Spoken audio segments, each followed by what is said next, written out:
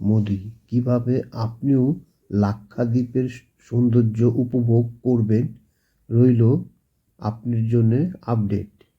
অসামান্য প্রাকৃতিক সৌন্দর্যের মধ্যে ছুটি কাটাতে চাইছেন?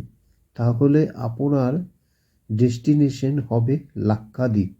যে জায়গাটি অ্যাডভেঞ্চার প্রেমী মানুষ এবং প্রাকৃতিক সৌন্দর্যে ভালোবাসা মানুষের কাছে স্বর্গের থেকেও কম নয়। লাক্ষাদ্বীপ সংস্কৃত ও মালায়ালাম ভাষার অর্থ হাজার দ্বীপ। আদতে হাজার না হলেও কেরলের উপকূলে অবস্থিত ৩৬টি দ্বীপের একটি দ্বীপপুঞ্জ হল লাক্ষাদ্বীপ। প্রথম যে কয়েকটি দ্বীপে মানুষ থাকতে শুরু করেন সেগুলির মধ্যে ছিল আন্দোথ, কাভারিও, কালপেনি, আমেনি, আগাথি। কিংবদন্তি অনুসারে যারা রাজা চেরামন পেরুমালের সন্ধানে বেরিয়েছিলেন তারা প্রথম লাক্ষাদ্বীপে থাকতে শুরু করেছিল। যে রাজ্যে একদিন তার রাজধানী থেকে বেরিয়ে মক্কার উদ্দেশ্যে রওনা দিয়েছিলেন সেখানে থেকে আজ অ্যাডভেঞ্চার প্রেমী এবং পর্যটকদের অন্যতম পছন্দের ডেস্টিনেশন হয়ে উঠেছে লাক্ষাদ্বীপ।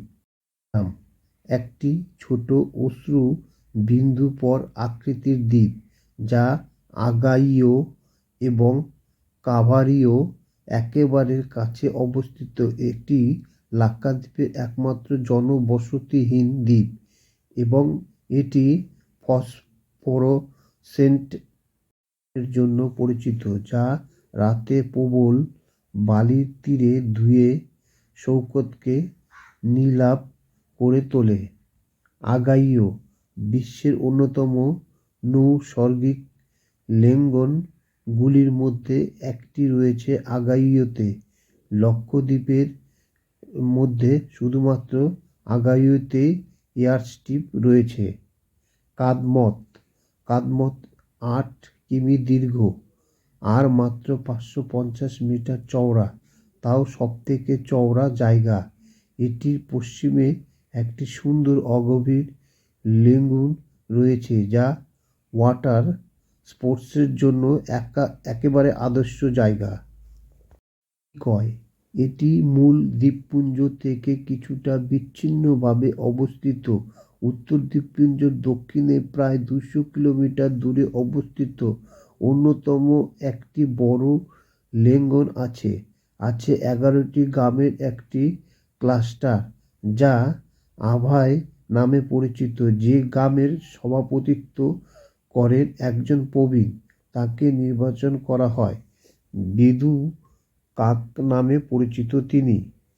কালপেনি, তিলাক্কাম এবং পিটির দুটি ছোট দ্বীপ এবং উত্তর চেরিয়াম দ্বীপের সঙ্গে কালপেনি একটি একক দ্বীপ গঠন করে।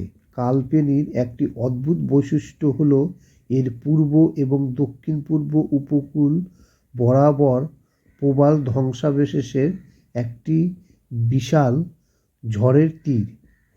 কাভারিও এটি প্রশাসনিক সদর দপ্তর এবং সর্বাধিক উন্নয়নত দ্বীপ। দ্বীপটি জুড়ে ৫২টি মসজিদ বিস্তৃত, যার মধ্যে সবচেয়ে সুন্দর হল উজারা মসজিদ।